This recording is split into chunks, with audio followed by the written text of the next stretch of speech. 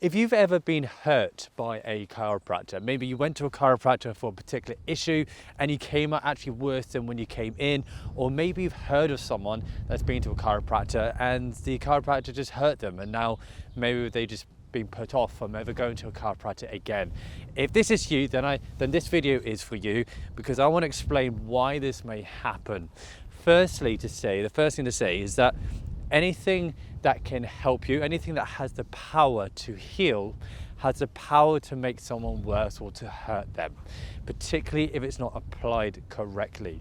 This is very true within medicine. We'll see if a medication was given to the wrong person, this has the potential to make that person worse, and if it's given to the right person, it has the potential to make them better. Chiropractic is not necessarily any different in that regard. When we make an adjustment to the spine, what we are doing is we're changing the mechanics of that area. We're changing the input, we're increasing the motion of that joint, we're changing the way that the spine now starts to work.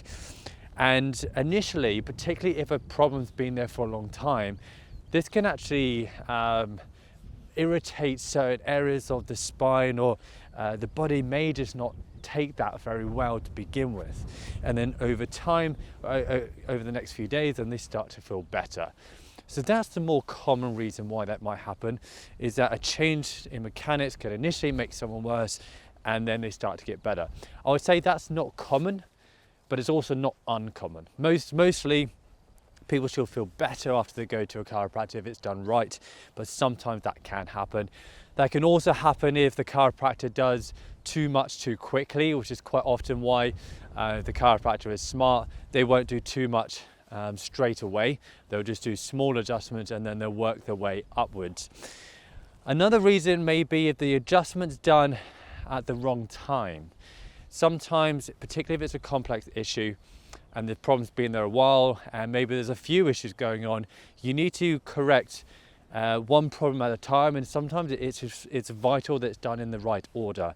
And if it's not done in the right order, sometimes that can mean then the person gets worse before they get better. The last reason why you may get worse is if the wrong adjustment is done altogether. And like anything, when we are examining a patient, it's very hard to be 100% certain that about the diagnosis, or 100% certain that this adjustment is the right adjustment for that person. This is why in the Gonstead system, Gonstead Chiropractic, we have a 5-step analysis to finding the problem.